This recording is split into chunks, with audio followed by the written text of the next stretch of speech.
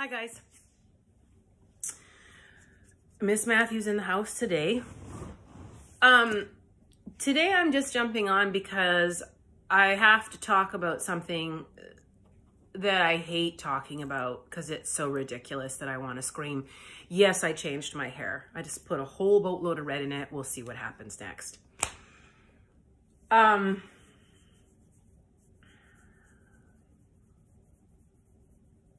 I don't want to talk about this. I don't want to talk about it because it's a tale as old as time and it's boring. But here we go. So, how do I put this? First, I'll start with this. White supremacy has a tactic that they've been using for a really long time. One might say hundreds of years. But I'm not a historian. But this tactic, it's really, really good at keeping systematic racism going pretty strongly. This tactic also gives white supremacists excuses and arguments. What is this tactic? It's called divide and conquer. Some of you are like, aha, she's going there. Yeah, I'm going there. Divide and conquer, simply put, means that if we keep all the marginalized groups bickering amongst each other and hating on each other, then we can just continue the status quo of systematic racism and nobody will be the wiser. And then every movement that attempts will just make sure that they divide and conquer a lot. And then they'll just fizzle that out. So am I seeing a lot of examples of that? Yes. And here's another Band-Aid I'm going to rip right off for you. You can be in a marginalized group and be hateful and racist.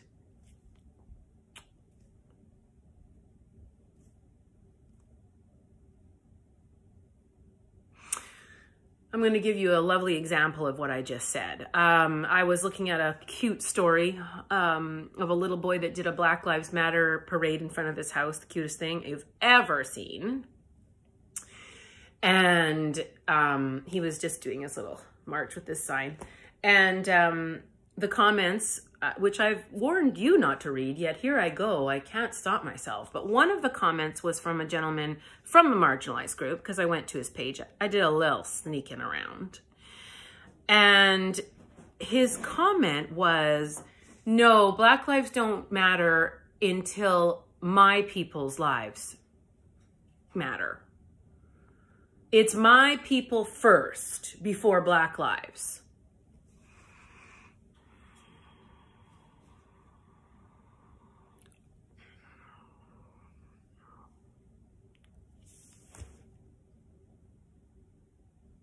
That's the face I did. I think that's pretty much the face that I did.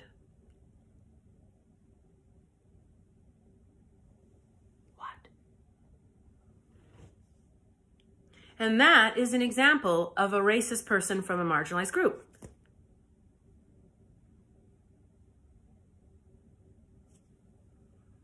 So that's kind of what I'm talking about. And now some of you are like, oh yeah, I'm seeing that in this way, that way, and this way. Okay, so obviously it's 2020 and we're not wise enough to know that the divide and conquer is a white supremacist tactic and we should just not be doing it. Apparently, we do not know this. So, okay, let's pretend for a minute we don't know. What are we gaining? And by we, I'm sorry. What are you gaining when you hate on another group, being in a marginalized group on your like yourself? What's that doing? How's that working? Is that getting you where you need to go? Is that helping us get towards social justice? How's that working? It's not, right? Doesn't work. All it does is fill your hate and anger bucket over and over again. I hate to tell you, but that bucket's got a big old hole in the bottom of it. It can never actually be filled. So you're just going to keep doing that until you... I don't know who said this quote, but you can't keep drinking poison and expecting everybody else to die. That's not how it works. We aren't going to get through this in little tiny angry groups.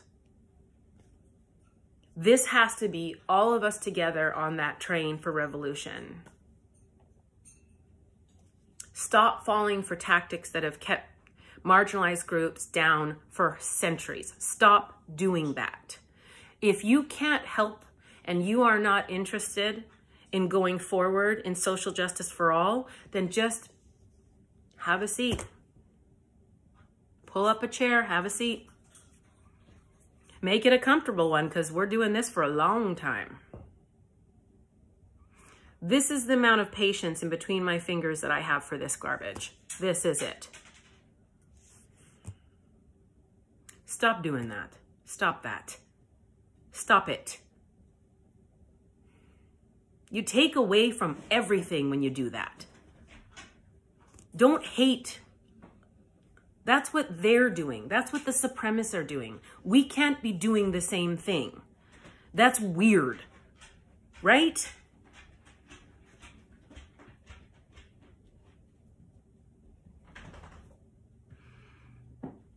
You know, in those movies, you know the ones with the king, this awful king that rules over all these different villages and lands, right?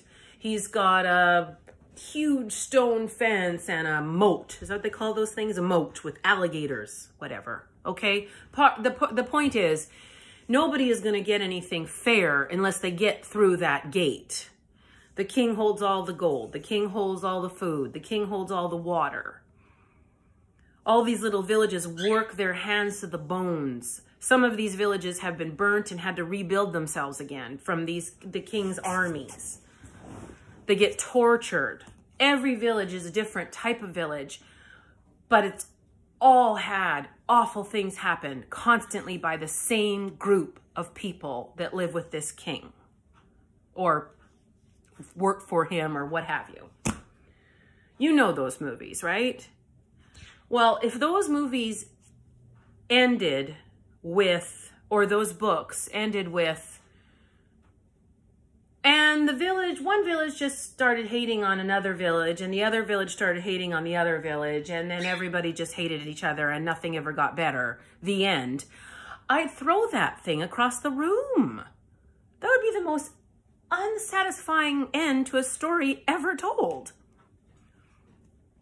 So what made those stories so awesome and those books so awesome, and the reason why we had hope and continued to read them or watch them, is because at one point, one brave villager went from village to village to village and rallied everybody together, and all together those villagers stormed that gate. And then they walked in there and they said, "King, we demand this, this, this, and this." And that was the only way that he would listen, because everybody was working together. Am I making any sense? I had an electrician over here about 3 weeks ago. Really lovely guy. We had one lonely outlet in a whole entire home. One outlet that wasn't working. It was loose. And it had some, some moisture damage on the other end, on the other side of the wall. But the thing is, this one outlet created a power outage in 1, 2, 3, 4, 5, 6, 7 other spaces in this house. The kitchen was dark. It's not even on the same floor as the kitchen, and the kitchen had no lights that worked. Bathroom, no lights that worked, nothing. That one little outlet was able to derail so many other parts of my house's electricity. And when he was explaining, he explained it in a way that makes sense to what I'm talking to you about right now. He said, well, they all have to work together or the whole entire panel is useless. All the outlets have to work together. They all have to be on board, or you're going to have electric problems forever and everything is going to die on you. It won't work. Why am I telling you that story? Because it's very similar. Think of this train as an electrical panel. All our outlets have to work in order for us to have power here. We are not going to have any power if somebody keeps going off and fighting amongst each other. That's garbage. Stop it. I'm sorry I had to get so serious on a Thursday. I didn't want to have to do that, but I also know that sometimes the things you don't want to talk about are the things that absolutely need to be talked about. Be good to each other. Be kind to each other. Come on. See you on the flip side.